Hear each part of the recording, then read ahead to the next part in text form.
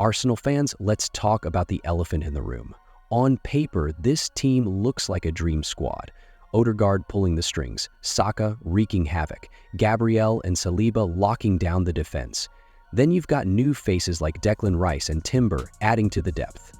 If you're looking at this lineup on FIFA, you're probably thinking, yeah, these guys are winning it all. That squad screams Champions League nights, doesn't it? But reality? Nah, reality said, hold my injury report. But in real life, Arsenal's season is shaping up like that one group project where everything starts great, but then half the group doesn't show up. The smart guy gets sick, and the teacher's marking you extra hard. Injuries, bad luck, and some absolutely wild refereeing decisions are turning Arsenal's dream into a nightmare. And if you think they're lifting a trophy this season, let's just say, keep dreaming. Let me break it down for you. First up, injuries. Arsenal's squad doesn't just have a list of injured players, they've got a whole novel. Odegaard, Zinchenko, Timber, Saka, Jesus, the list goes on. It's like Arsenal's training ground is secretly cursed. Every week someone new is out, and it's not just the bench warmers, it's the stars. Odegaard, that guy is the team's heartbeat. He's the one pulling the strings, creating those magic moments. Without him, Arsenal's midfield looks flat. Fabio Vieira could have been a decent stand-in, but guess what? He's off on loan, leaving Trossard to fill the void. And while Trossard is great, let's be real, he's not Odegaard. Then there's Saka, Arsenal's golden boy, their MVP. Losing him is like taking Mbappe out of PSG. No matter how many backup wingers you have, none of them can do what Saka does. His speed, creativity, and that ability to deliver in clutch moments. Arsenal's attack is half as dangerous without him. And don't even get me started on the left backs. Zinchenko, Tomiyasu, and Timber. That left back position is like a revolving door, with Arteta scrambling to fill it every week. Arsenal's system relies on those fullbacks pushing forward and joining the attack. Missing just one of them is bad. Missing all three, it's a disaster. Red cards and referees, what's going on? Let's talk about the anti-Arsenal agenda. Don't roll your eyes, it's a thing. Red cards that come out faster than a referee's whistle.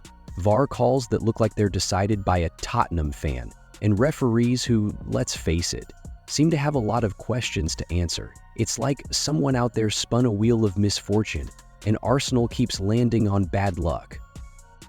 Arteta's thrown some serious cash to build a squad that's supposed to compete at the top. But how are you supposed to win when half your team is out injured and the other half is suspended because of a stray elbow or a dodgy tackle? Now let's talk about the officiating. Arsenal already have more red cards this season than some teams get in 5 years. They've played almost 20% of their league minutes with only 10 men. How are you supposed to win titles when you're basically starting every fifth game a man down? And don't even get me started on VAR. Every Arsenal fan has PTSD from those VAR reviews. Martinelli gets clattered in the box, no penalty. Havertz bundles the ball into the net, disallowed. It's like the refs have a personal vendetta. Meanwhile, other teams are out here tackling like it's rugby and getting away with it. Manchester United, for example, has ramped up their tackles this season, but their fouls barely increased. Arsenal, a slight bump in tackles, but their fouls have skyrocketed. Coincidence? I don't think so. Tactical chaos. And here's the thing about injuries and suspensions. They mess with Arteta's entire game plan. Arsenal's system is built on fluidity. Zinchenko pushes into midfield, White overlaps on the right, and Odegaard orchestrates everything in the middle. When key players are out, Arteta has to rebuild the system on the fly. Take the Liverpool game, for example. Arsenal started strong in the first half, with Saka back in the lineup and running the show. But by the second half, the cracks started to show. Timber was cramping up, Gabriel had an ice pack on his knee, and the whole team looked gassed. Liverpool exploited the gaps, and Arsenal fell apart. Arteta's been forced to play Partey as a makeshift right-back, throw inexperienced players like Miles Lewis-Kelly into high-stakes games, and rely on bench players for crucial moments. It's a patchwork solution, and while it might work in the short term, it's not sustainable for a title push. Let's not forget Arsenal's return to the Champions League. While it's great to see them back on Europe's biggest stage, it also means more games, more travel, and more fatigue. Arsenal doesn't have the squad depth of a Manchester City, and balancing the Premier League with European commitments is taking its toll. The extra fixtures mean players like Declan Rice and Gabriel Jesus are logging more minutes than ever.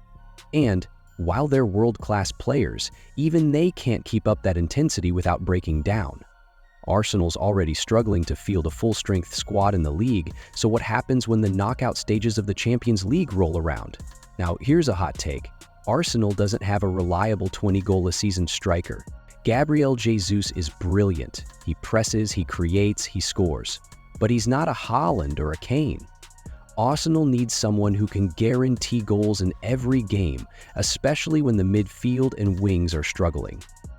Eddie Nketiah has stepped up in Jesus' absence, but let's be real, he's not the guy to lead a title charge. Arsenal's attack feels more like a collective effort than a one-man show, and while that's great in theory, you need a game changer when the chips are down. The competition is ruthless.